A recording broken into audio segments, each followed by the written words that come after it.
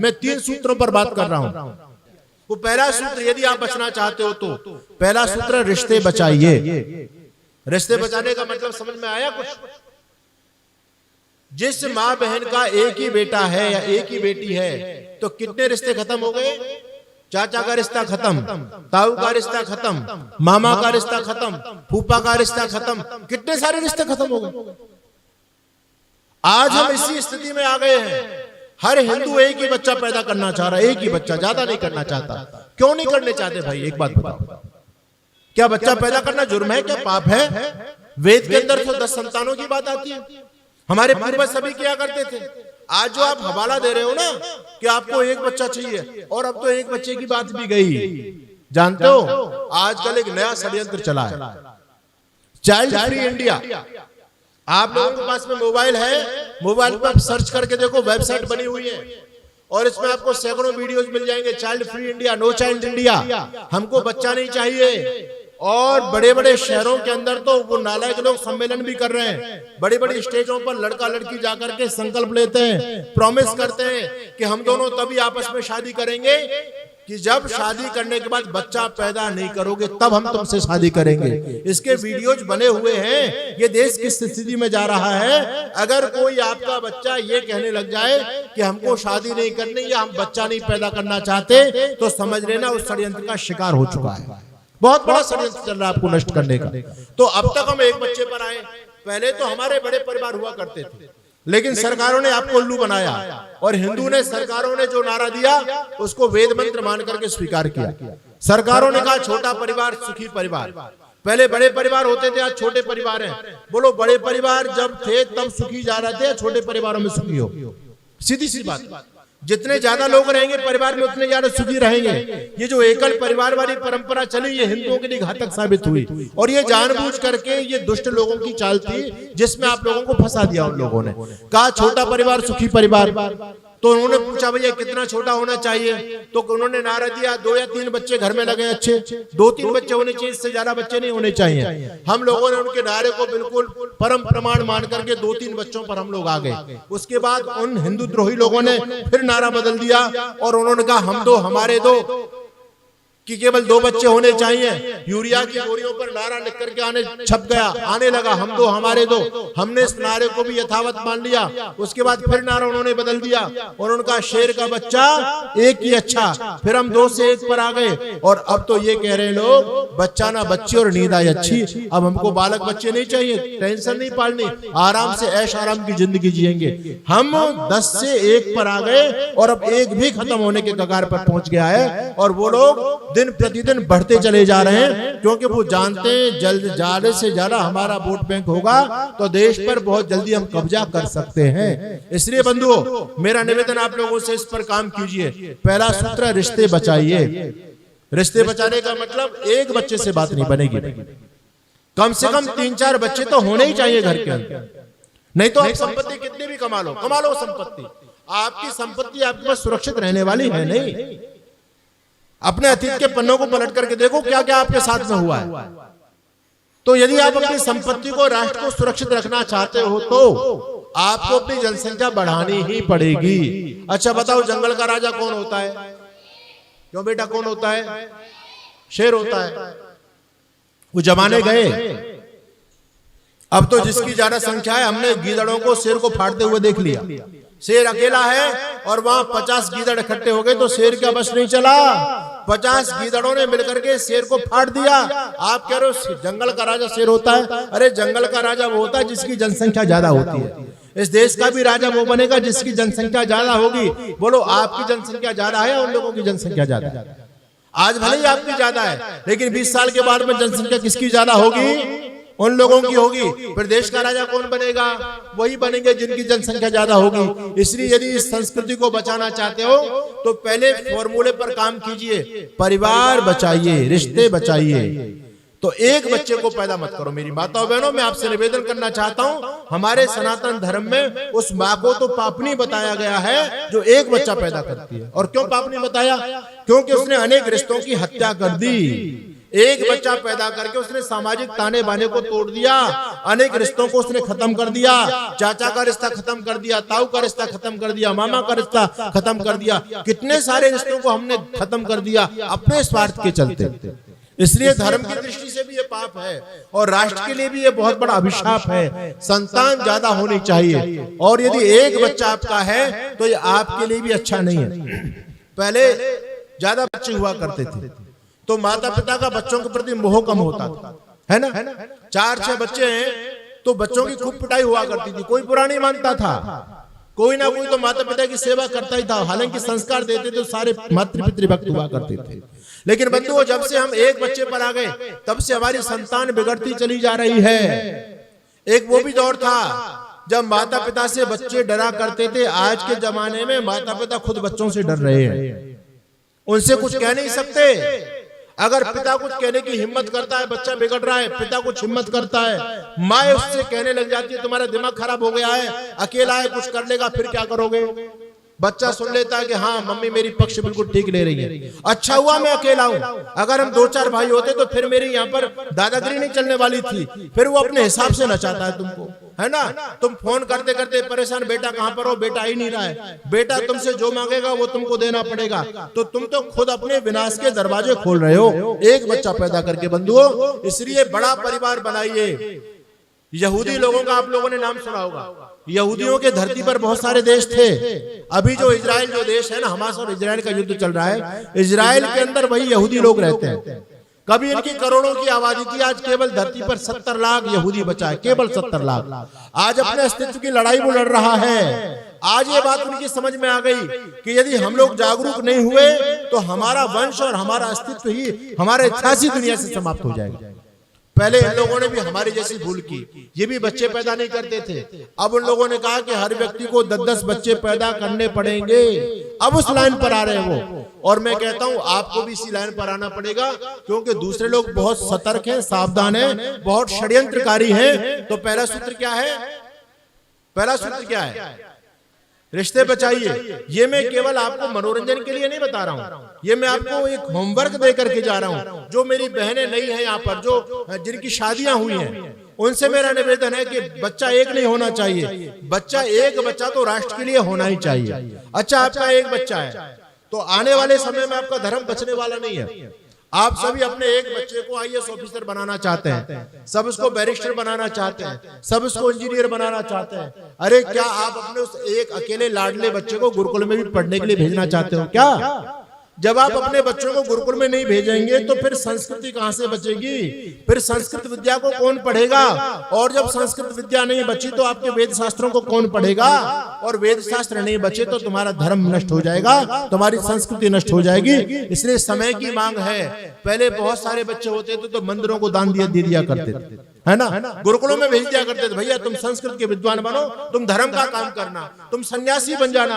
अब कौन अपने माँ अकेले बेटे को सन्यासी बनाना चाहती है? बोलो, कोई बनाना चाहती है? तो सन्यासी का ऊपर से टपकेंगे क्या? ये धर्म प्रचारक कहां से आएंगे? इसलिए मेरा निवेदन है, मुसलमान तो मैं जाता हूं जमीयत उलेमा ए हिंद, एशिया का सबसे बड़ा चर्च आपके भारत देश में बना हुआ है, एशिया का, और सबसे बड़ा मदरसा बना हुआ है आपके उत्तर प्रदेश में बना हुआ है, सहारनपुर जिले के अंदर। उसमें मैंने 5-5 सगे भाइयों को पढ़ते हुए देखा। मैंने पूछा तुम कितने भाई हो? कहते हम 12 भाई हैं। 12 इसमें कहाँ रहे? कहते हम इसमें 5 पढ़ रहे हैं। इसमें क्या काम करोगे? कहते धर्म का काम करेंगे, हम मौलवी बन करके अपने कुरान हदीसों का प्रचार करेंगे, गजबाए हिंद करेंगे। हम मोहम्मद साहब का जो आदेश है कि पूरे धरती को इस्लाम में कन्वर्ट करना, उस पर काम करेंगे। वो 5-5 सगे भाई धर्म के लिए निकल गए। आपकी क्या स्थिति है मानव? सोचो, इस देश में लगभग 4.5 लाख मदरसे काम कर रहे हैं, 4.5 लाख मदरसे, और मदरसों में क्या पढ़ाया जा रहा है आप सब अच्छी तरह से जानते हैं। ये झूठ बोलते हैं लोग कि मदरसे के अंदर शिक्षा दी जा रही है, मदरसे के अंदर मैथमेटिक्स पढ़ाया जा रहा है। मदरसे में केवल एक शिक्षा दी जाती है कि काफिरों को कैसे काटा जाए, काफिरों को कैसे खत्म किया जाए, और देश को जल्दी से जल्दी कैसे कब्जाया जाए। आपको जानकारी होनी चाहिए, 72 मुसलमानों के फिरके आपके देश में काम कर रहे हैं। किसी इस्लामिक कंट्री में इतने फिरके नहीं है जो आपके देश के अंदर काम कर रहे हैं। अनेक जमातें देश में काम कर रही हैं। अगर एक मदरसे से एक साल में एक प्रचारक तैयार होता है तो महानुभावों, उनका एक साल में लगभग 4.5-5 लाख प्रचारक तैयार हो जाए। आपके कितने प्रचारक तैयार हो रहे हैं? आपके गुरुकुलों में बच्चे नहीं, आपके गुरुकुल सारे बंद हो गए। तो हमारे धर्म प्रचारक जितने उनके एक मदरसे में बच्चे हैं उतने हम सारे गुरुकुलों को मिला लेना, हमारे सारे गुरुकुलों में इतने बच्चे नहीं मिलेंगे जिनके एक मदरसे में। अब सोचो विजय किसकी होगी भाई? प्रचारक किनका, प्रचार किनका होगा? हमारा होने वाला नहीं है, उन लोगों का होने वाला है। इसलिए मेरा निवेदन, पहला सूत्र है रिश्ते बचाइए, है ना। जो हमारी बहनें हैं उनसे मेरा निवेदन, एक बच्चा पैदा करना पाप है। इस मानसिकता को बदलिए। आजकल टीवी धारावाहिकों के द्वारा आपकी मानसिकता को खराब किया जा रहा है। ज्यादा बच्चा पैदा करने वाली बहन को वो गलत दृष्टि से देखते हैं, और इसके कितने बच्चे है, ये अशिक्षित है, ये मूर्ख है, ऐसी ऐसी बातें लोग कर रहे हैं। ये आपकी संस्कृति को तोड़ने का प्रोग्राम चल रहा है। आप विधर्मी लोगों के षड्यंत्र को नहीं समझ पा रहे।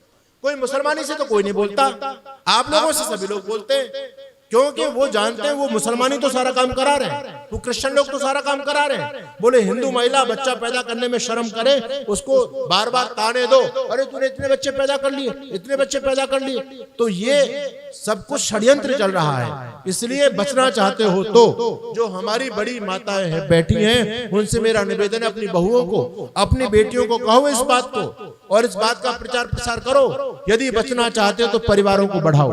आने वाले समय में महानुभावों तुमको रक्षा करनी भारी पड़ जाएगी।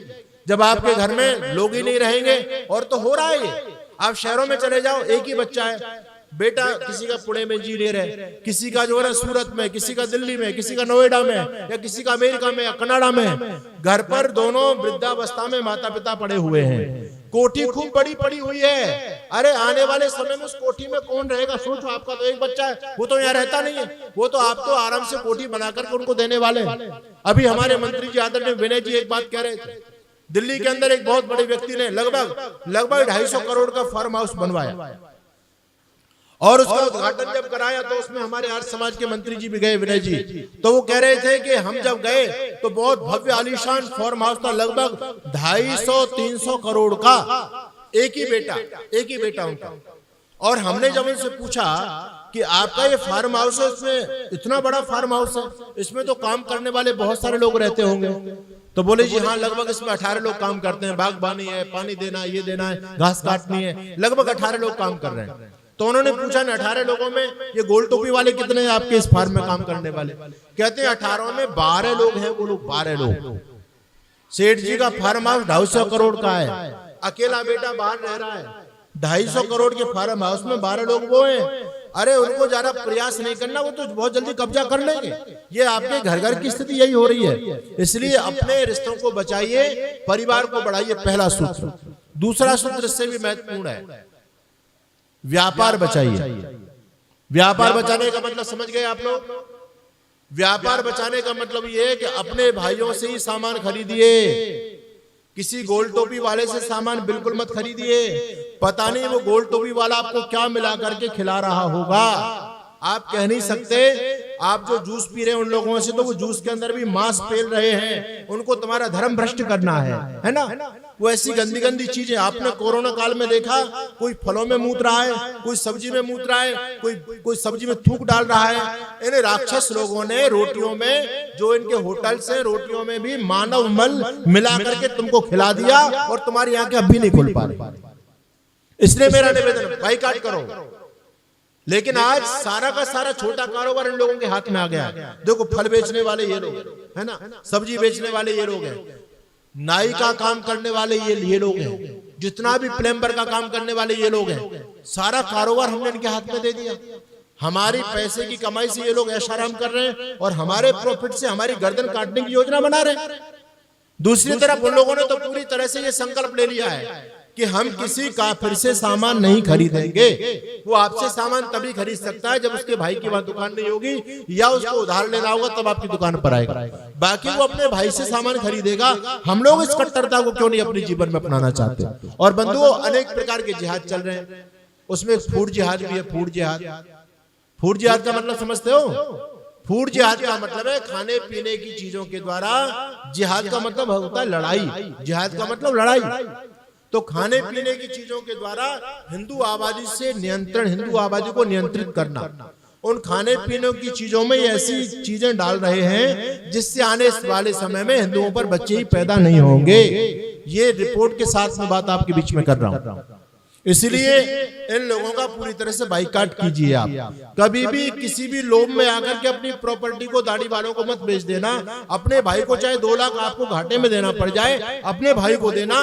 यदि आपकी कॉलोनी में एक भी आकर के बस गया तो आपका जीवन कष्ट में हो जाएगा, आपकी बहन बेटी की इज्जत नहीं बच सकती। ऐसे तमाम उदाहरण मेरे पास में है। और ये लोग जानबूझ करके हिंदू सोसाइटी में प्रवेश कर रहे हैं क्योंकि इनका टारगेट है कि इनकी लड़कियों को लव जिहाद में फंसाना आदि आदि बहुत गंदी निकृष्ट नियत से ये हिंदू कॉलोनियों में प्रवेश करते हैं। कमरा किराए पर लेते हैं, घर में कमरा किराए पर लेते हैं, दुकान कमरा किराए पर ले लिया और धीरे धीरे करके उस पर पूरा अपना आधिपत्य जमा करके हिंदुओं का सफाया कर देते हैं, खुद उसका मालिक बन जाते हैं। ऐसे तमाम आजकल आप जानते हैं, आजकल एक नाई जिहाद चला है, नाई जिहाद। कभी भी यदि बाल भी बनवाना हो, मेरे पास लगभग 3-4 उदाहरण अभी आ चुके हैं। हमारे बहुत सारे नौजवानों को एड्स हो गई, एड्स है ना, उनका चरित्र बहुत अच्छा था, सात्विक नौजवान, लेकिन एड्स हो गई। पता चला भाई कैसे हुई एड्स, तो पता चला जो बाल बनवाने जाते थे उन्हीं लोगों के पास में जा रहे थे। और ये प्रूफ में बात आपके बीच में कर रहा हूं।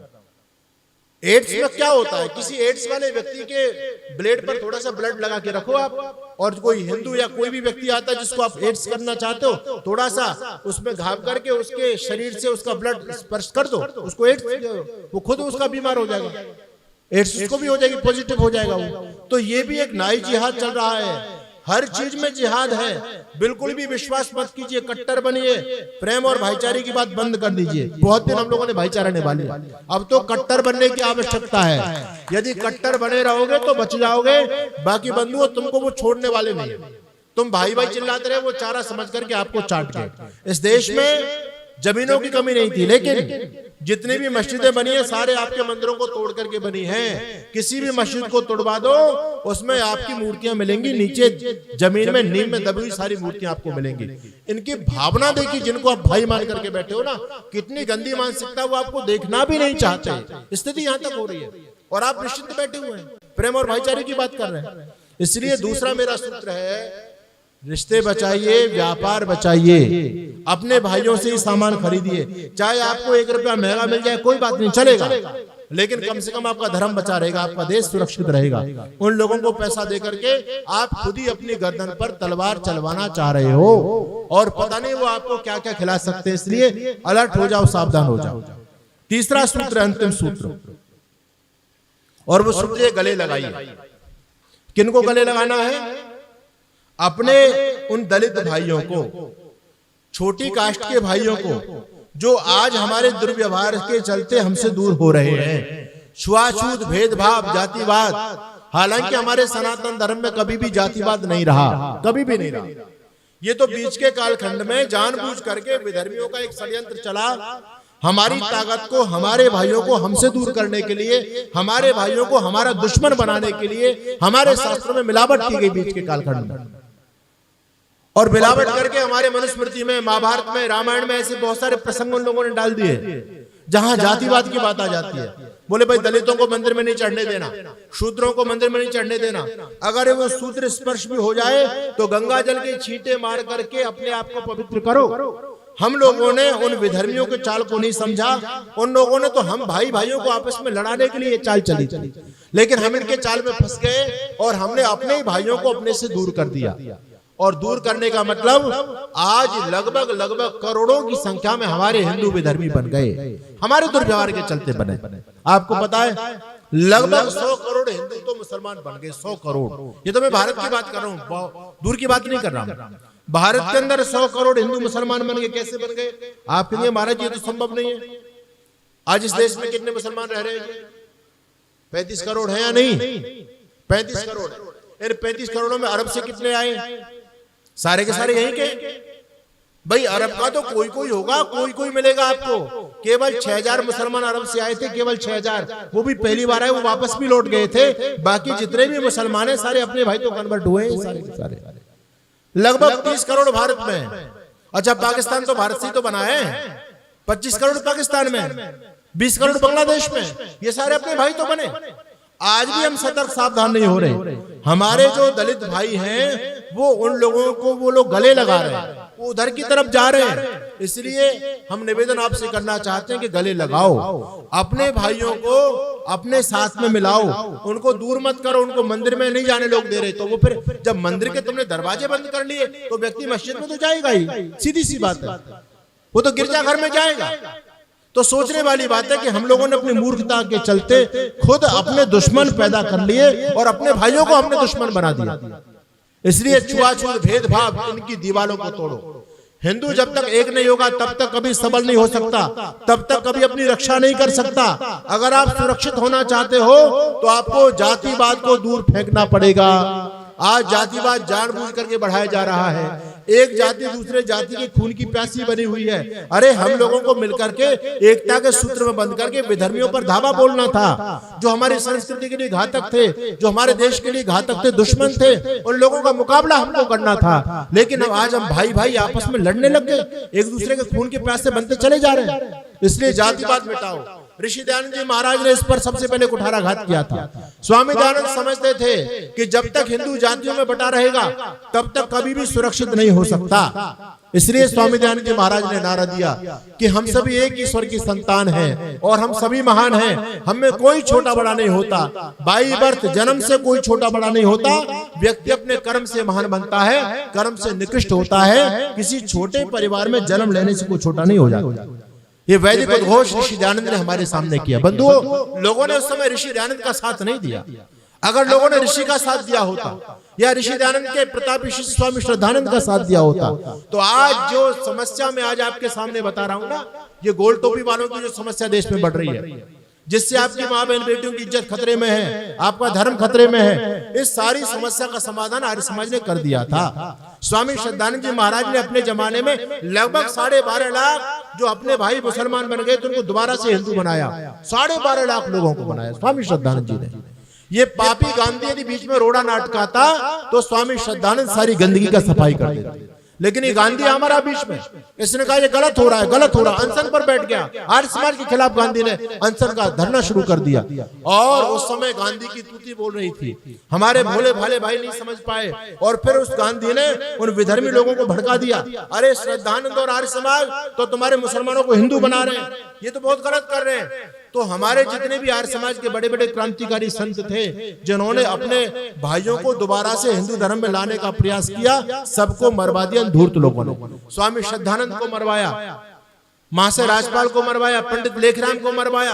बहुत सारे ऐसे लोग हुए जो धर्मांतरण का जिन्होंने काम किया, वापस अपने भाइयों को घर वापसी अभियान के लिए जोड़ा, उनको सबको मरवा दिया। मैं निवेदन आपसे करना चाहता हूं, जो कुछ हुआ सो हुआ, लेकिन अब कोई भी हमारा भाई हमारे दुर्व्यवहार के चलते विधर्मी नहीं होना चाहिए, मस्जिद और गिरजाघर में नहीं जाना चाहिए। ये हमारा नैतिक दायित्व बनता है।